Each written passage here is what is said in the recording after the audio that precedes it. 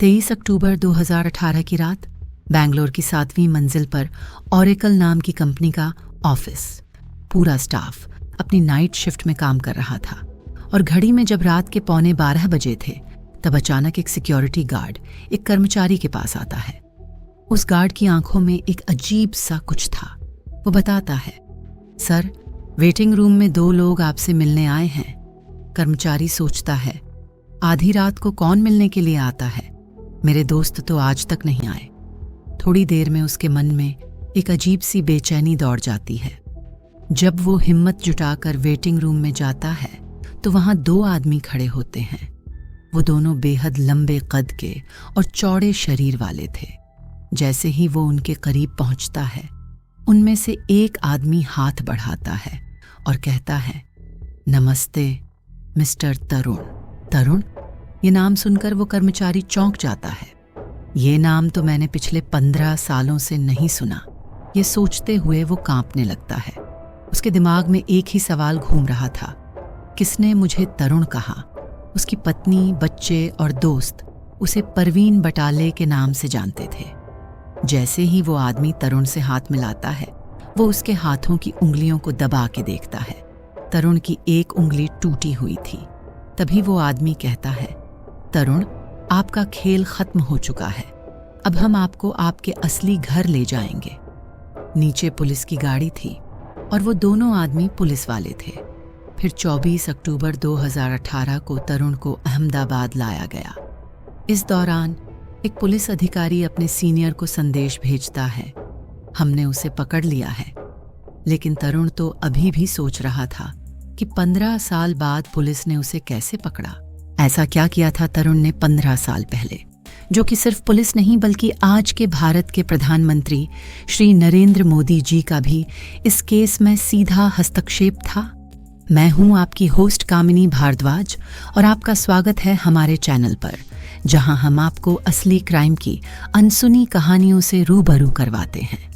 आज की कहानी 15 साल पुरानी एक हत्या और उससे जुड़ी एक ऐसी पहचान की है जिसे छुपाने के लिए बहुत कुछ दांव पर लगाया गया, लेकिन एक छोटी सी गलती ने उस शख्स को उसके अतीत से सामना करने पर मजबूर कर दिया। आइए जानते हैं तरुण कुमार जीनाराज उर्फ प्रवीण भटेले और उनकी पत्नी सजनी की कहानी। केरल के त्रिशूर जिले से ताल्लुक रखने वाले कृष्णन और रमणी कई सालों से अहमदाबाद में बसे हुए थे। उनकी बेटी सजनी यहीं पली बढ़ी और 2002 में अपने माता पिता के साथ रह रही थी। 26 साल की उम्र में सजनी ने एक बैंक में नौकरी कर ली थी और उसके भविष्य को लेकर उसके माता पिता बहुत खुश थे। लेकिन नियति ने कुछ और ही तय कर रखा था। इसी दौरान अहमदाबाद के एक निजी स्कूल में वॉलीबॉल कोच के रूप में काम कर रहा था तरुण कुमार जीनाराज। उसके माता पिता अन्नम्मा चाको और जिनाराज तिरुवनंतपुरम के कड़क्कावुर से थे, लेकिन उन्होंने भी अपना घर अहमदाबाद के बोपल इलाके में बसा लिया था। यहीं पर तरुण और उसका भाई बड़े हुए थे। 2002 के आखिरी महीनों में एक रिश्ता आया जो सजनी के माता पिता की जिंदगी बदलने वाला था। कृष्णन और रमणी के पास तरुण का शादी का प्रस्ताव आया। दोनों परिवारों के बीच मुलाकात तय हुई और इस तरह एक नए रिश्ते की शुरुआत हुई। रमणी याद करते हुए कहती हैं, शुरुआत में तरुण हमारे घर अपने कुछ दोस्तों के साथ आया था जो सजनी के बैंक में काम करते थे। वह बेहद विनम्र और शिष्ट लग रहा था। उसके बाद उसने अपने माता पिता को बोपल से बुलाया ताकि वे भी सजनी और हमसे मिल सकें। इस पहली मुलाकात के बाद दोनों परिवारों ने शादी के लिए सहमति जताई और जल्दी ही सारा कार्यक्रम तय हो गया। 15 नवंबर 2002 का दिन सजनी और तरुण की शादी बड़े धूमधाम से संपन्न हुई। शादी का माहौल एक टिपिकल अरेंज मैरिज की तरह था, जहां सब कुछ सही लग रहा था। सजनी और तरुण एक अपार्टमेंट में रहते थे। जब भी तरुण को वॉलीबॉल मैच के लिए बाहर जाना होता था तो वो सजनी से कहते, अपार्टमेंट में अकेले मत रहना, यहाँ अक्सर चोरियां होती रहती हैं। तुम अपने पापा के घर चली जाओ। सजनी का घर उनके अपार्टमेंट से ज्यादा दूर नहीं था, तो जब भी तरुण का मैच होता, सजनी अपने पापा के घर चली जाती थी। 5 फरवरी 2003 को सजनी जब आखिरी बार घर से निकली तो उसने अपने पापा से कहा, पापा, मुझे कार में गैस भराने के लिए कुछ पैसे चाहिए। उसके पापा ने हैरान होकर पूछा, क्या तुम्हारा दामाद ठीक से तुम्हारा ख्याल नहीं रख रहा? सजनी काफी परेशान लग रही थी, लेकिन उसने जवाब दिया, ऐसा कुछ नहीं है, और फिर घर से निकल गई। उसके पापा को ये बात थोड़ी अजीब लगी। उन्हें लगा शायद दोनों के बीच कुछ ठीक नहीं चल रहा है, लेकिन उन्होंने इस बात को ज्यादा सीरियसली नहीं लिया, क्योंकि ऐसा होता रहता है। फिर आया 14 फरवरी 2003 का दिन। शाम के करीब 7:30 बजे सजनी ने अपनी बड़ी बहन से फोन पर करीब 15 मिनट बात की। ठीक 2 घंटे बाद तरुण का फोन आया सजनी के पापा को। उसने कहा, जल्दी से अस्पताल आ जाओ, सजनी की हालत बहुत खराब हो गई है। 14 फरवरी 2003 की रात, जो एक प्रेमी जोड़े के लिए प्यार का दिन होता है, लेकिन उस रात एक घर में मातम का साया था। रात के करीब 10 बजे अहमदाबाद के बोपल इलाके में रमणी, कृष्णन और कुछ रिश्तेदार तेजी से तरुण और सजनी के घर की ओर भागे। तरुण के फोन कॉल ने सभी को चिंता में डाल दिया था, लेकिन जब वे वहां पहुंचे तो जो सीन उन्होंने देखा उसने उन्हें अंदर झक झकझोर के रख दिया। सजनी का शव कमरे में पड़ा था। उसके गले में उसके ही दुपट्टे से कसाव बना हुआ था। उसकी सांसें रुक चुकी थीं। चारों ओर सामान बिखरा हुआ था, मानो किसी ने वहां लूटपाट की हो। उनके कमरे की अलमारी टूटी हुई थी और उसके अंदर का सामान बिखरा पड़ा था। सजनी के गले में जो सोने का हार था वह 2 टुकड़ों में टूट चुका था। अगले दिन उसे ट्रेनिंग के लिए निकलना था और उसके पास जो पैसे और एयर टिकट्स थे वे भी जमीन पर बिखरे हुए थे। रमणी ने भारी मन से याद किया। हालात इतने बुरे थे कि तरुण, जो उस समय वहां मौजूद था, बेहोश होकर गिर पड़ा। उसके दर्द की कहानी इतनी गहरी थी कि उसे तुरंत पास के एक अस्पताल के आईसीयू में भर्ती कराना पड़ा। पुलिस भी सोच रही थी कि शायद कोई चोर चोरी करने आया होगा और उसी ने सजनी की जान ली होगी। उधर तरुण का रो रो कर बुरा हाल था। उसकी हालत इतनी खराब हो गई थी कि वो अपनी पत्नी के अंतिम संस्कार में भी शामिल नहीं हो सका। अंतिम संस्कार के दौरान तरुण को अस्पताल में भर्ती कराना पड़ा, क्योंकि उसकी हालत और बिगड़ गई थी। उसका परिवार उसे इमोशनल सपोर्ट दे रहा था। वहीं पुलिस 16 फरवरी 2003 को इलाके के सारे चोरों की लिस्ट बना रही थी। तभी पुलिस को खबर मिली कि तरुण अस्पताल से भाग गया है। ये सुनते ही पुलिस भी हैरान रह गई। उन्हें यकीन ही नहीं हो रहा था कि तरुण अस्पताल से भाग सकता है। पुलिस का मानना था कि तरुण बिल्कुल निर्दोष है, क्योंकि वो इतनी बुरी हालत में था। उन्हें उस पर सहानुभूति थी, इसीलिए उसे अस्पताल में भर्ती कराया था। लेकिन अब उसके भागने के बाद पुलिस के मन में शक बढ़ गया और सजनी के घर वाले भी सवाल उठाने लगे कि पुलिस ने ऐसा कैसे होने दिया। तरुण का यूं अचानक गायब हो जाना रमणी और कृष्णन के मन में शक की एक गहरी लकीर छोड़ गया। उनके दिलों में यह सवाल गूंजने लगा, क्या तरुण ही उस भयानक रात के पीछे का असली अपराधी था? क्या उसकी बेहोशी भी एक दिखावा थी? इस सवाल का जवाब पाने के लिए उन्होंने केस दर्ज कराने का फैसला किया, लेकिन इसके लिए उन्हें मदद की जरूरत थी और उन्होंने सोचा अपने पुराने पारिवारिक दोस्तों की, जो एक प्रभावशाली व्यक्ति को जानते थे। सजनी के माता पिता के लिए वह वक्त बेहद कठिन था, लेकिन उनकी उम्मीदें जगीं जब उन्हें याद आया कि उनके फैमिली फ्रेंड गुजरात के मुख्यमंत्री नरेंद्र मोदी को व्यक्तिगत रूप से जानते थे। रमणी कहती हैं, वो उन्हें पॉलिटिक्स में आने से पहले से जानते थे। वह अक्सर उनके घर आते थे और मैं भी उन्हें कई बार मिला था। 2003 में नरेंद्र मोदी अपने मुख्यमंत्री पद के दूसरे साल में थे। सजनी के माता पिता ने कई बार उनसे मुलाकात की और हर बार उनके दिल में सिर्फ एक ही सवाल था, क्या उन्हें अपनी बेटी के लिए न्याय मिल सकेगा? रमणी याद करती हैं, हमने उनसे सजनी के मर्डर की जांच में मदद मांगी। उन्होंने हमारी मदद करने का वादा किया था। उस वक्त हमें उम्मीद की एक किरण दिखी थी। यहाँ से शुरू होती है एक लंबी लड़ाई साजनी के माता पिता की, जो अपने बेटी के लिए न्याय की तलाश में थे। पुलिस की जांच शुरू हुई और एक लंबा सफर तय करना था तरुण अपनी पत्नी के साथ एक अपार्टमेंट में अकेले रहता था, जबकि उसके बाकी फैमिली वाले अलग अलग जगहों पर रहते थे।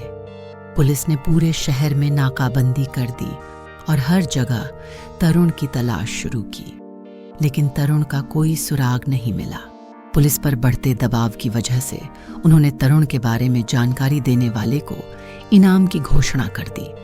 जो भी तरुण के बारे में जानकारी देगा उसे 1 लाख रुपए का इनाम मिलेगा। लेकिन इस ऐलान के बाद भी कोई नतीजा नहीं निकला। तरुण का एक दूसरी लड़की के साथ अफेयर था और धीरे धीरे पुलिस ने उस लड़की का पता लगा लिया। उसने पुलिस को बताया कि 16 फरवरी को तरुण ने उसे फोन करके शादी का प्रपोजल दिया था, लेकिन तब तक उसे साजनी की मौत की खबर मिल चुकी थी। उसने तरुण को साफ मना कर दिया, ये कहते हुए कि वो एक मर्डर के साथ नहीं रह सकती। उसके बाद तरुण और उस लड़की के बीच कोई बात नहीं हुई। इस घटना को बीते 6 साल हो गए, लेकिन तरुण का कोई सुराग नहीं मिला। पुलिस उसकी फैमिली पर नजर रखती रही। उम्मीद थी कि वो कभी उनसे मिलने आएगा, लेकिन इतने सालों में तरुण कभी वापस नहीं आया। बाद में पुलिस को पता चला कि 6 साल बाद तरुण ने अपने माता पिता से एक अलग राज्य में मुलाकात की थी। इसके बाद पुलिस ने दिल्ली में उस मॉल के सारे सीसीटीवी कैमरे चेक किए, लेकिन तरुण का कोई सुराग नहीं मिला। फिर अलग अलग राज्यों में तरुण के देखे जाने की खबरें आईं, जिससे पुलिस को यकीन हो गया कि तरुण जिंदा है। अब पुलिस ने तरुण की फैमिली से जुड़े करीब 4000 फोन नंबरों की जांच की, ये सोचकर कि शायद कोई सुराग मिल जाए। उन्होंने उम्मीद नहीं छोड़ी थी। पुलिस उसकी मां की कॉल्स पर भी नजर रख रही थी। वो हर उस शख्स की पहचान करने की कोशिश कर रही थी जिससे उसकी मां बात कर रही थी।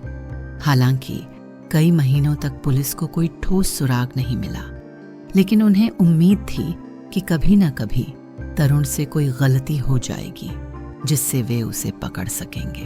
फिर एक दिन तरुण की मां के फोन पर बेंगलुरु से एक लैंडलाइन नंबर से कॉल आई। ये कॉल एक ओरेकल कंपनी के कस्टमर केयर का था। पुलिस को लगा कि इस नंबर के जरिए उन्हें कुछ बड़ा हाथ लग सकता है। इसके बाद पुलिस टीम अहमदाबाद से बेंगलुरु पहुंची। पुलिस को शक था कि 22 अक्टूबर 2018 को तरुण उसी कंपनी में काम कर रहा था। उन्होंने कंपनी के HR से मुलाकात की और बिना किसी को सच बताए सभी कर्मचारियों की लिस्ट मांगी। पुलिस जानती थी कि अगर उनकी जांच की भनक भी तरुण को लगी तो वो वहां से भाग सकता था, इसलिए वो बेहद सतर्क रहे। लिस्ट चेक करते हुए एक नाम पुलिस की नजरों में आया, परवीन भटेले। उन्हें याद आया कि तरुण की मां कभी कभी इस नाम के शख्स से बात करती थी। इसके बाद पुलिस ने परवीन और उसकी पत्नी निशा की जानकारी इकट्ठी करना शुरू किया। उन्हें यह भी पता चला कि परवीन और निशा सोशल मीडिया पर एक्टिव नहीं थे, जो आज के ज़माने में थोड़ा अजीब था। अब पुलिस को शक होने लगा कि कहीं परवीन भटेले खुद तरुण ही तो नहीं है। उन्होंने उसके खिलाफ सबूत जुटाने शुरू कर दिए। पुलिस को याद था कि जब तरुण स्कूल में वॉलीबॉल कोच था तब उसकी एक उंगली टूटी हुई थी। 23 अक्टूबर को पुलिस के 2 अफसर बेंगलुरु के ओरेकल कंपनी के कस्टमर केयर ऑफिस पहुंचे। रिसेप्शनिस्ट ने परवीन भटेले को मैसेज दिया कि 2 लोग उससे मिलने आए हैं। जैसे ही एक अफसर ने उससे हाथ मिलाया, उसने उसकी उंगली देख ली और पहचान लिया, ये वही टूटी उंगली थी। अफसर ने कहा, तरुण, खेल खत्म। नाम सुनते ही परवीन उर्फ तरुण के चेहरे का रंग उड़ गया। उसकी एक छोटी सी गलती, अपनी मां से ऑफिस के लैंडलाइन पर बात करना, उसके लिए सबसे बड़ी गलती साबित हुई।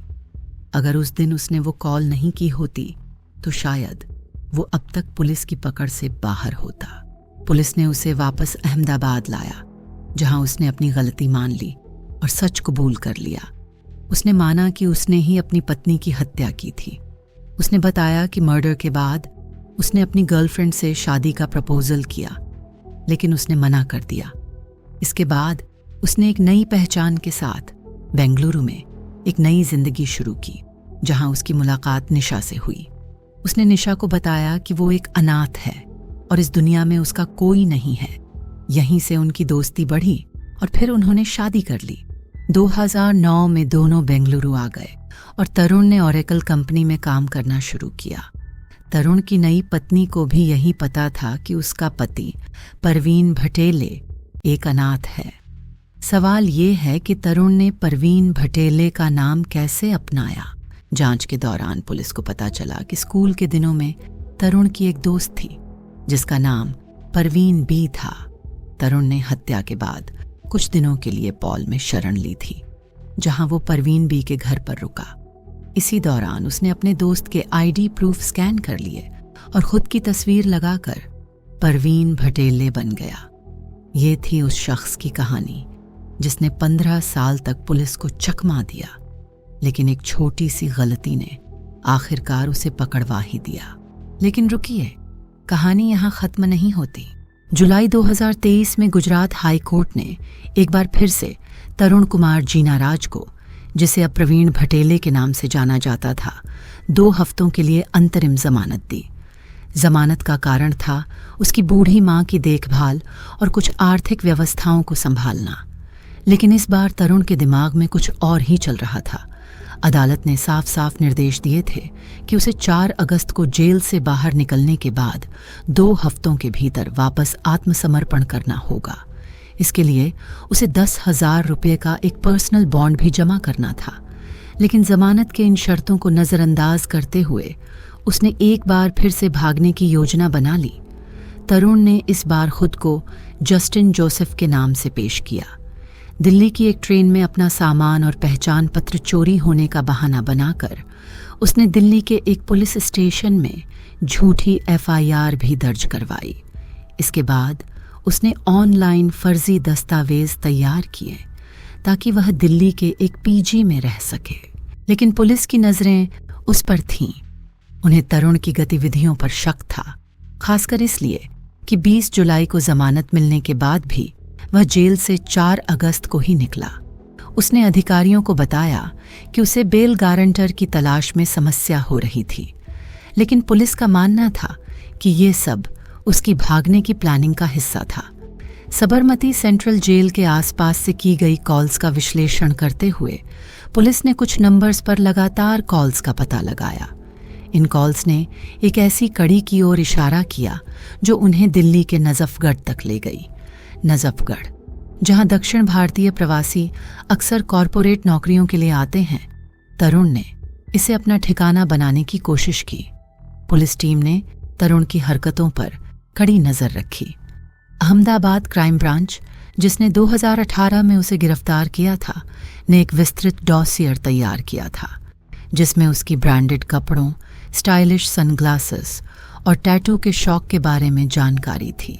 तरुण ने अपनी पहचान बदलने के लिए सिर मुंडवा लिया और एक कस्टमाइज्ड विग बनवाई। उसने अपने लुक में और बदलाव करने के लिए टेम्पोरेरी टैटू भी लगवाए। यहाँ तक कि उसने एक कॉस्मेटिक सर्जन से हेयर ट्रांसप्लांट के लिए अपॉइंटमेंट भी ले लिया था। जब पुलिस ने उसके बारे में और जानकारी जुटाई तो उन्हें पता चला कि उसने एक ब्रॉडबैंड कनेक्शन भी लगवाया है। इस जानकारी से पुलिस को उसका नया ठिकाना मिल गया। वे PG पहुंचे जहां वह छिपा हुआ था और उसके कमरे की जांच की। उन्हें यकीन हो गया कि यह वही शख्स था जिसे वे ढूंढ रहे थे, तरुण उर्फ जस्टिन जोसेफ। अचानक एक रात पुलिस ने उसके कमरे पर छापा मारा। तरुण दरवाजे पर पुलिस को देखकर पूरी तरह चौंक गया। उसने अपनी प्लानिंग बहुत सोच समझकर की थी। उसे कभी उम्मीद नहीं थी कि पुलिस इस बार इतनी जल्दी उसे पकड़ लेगी। वो हैरान था जब हमने उसके दरवाजे पर दस्तक दी। एक जांच अधिकारी ने बताया उसे लगा था कि उसकी ये तीसरी जिंदगी भी बिना किसी रुकावट के चलती रहेगी, लेकिन उसकी चालबाजियों का अंत आ गया। तो आज के लिए इतना ही। उम्मीद है आपको ये कहानी पसंद आई होगी। प्लीज़ हमारे चैनल को लिखें एंड सब्सक्राइब करें ताकि मैं आपके लिए ऐसी ही घटनाओं को कहानी के रूप में लाती रहूं।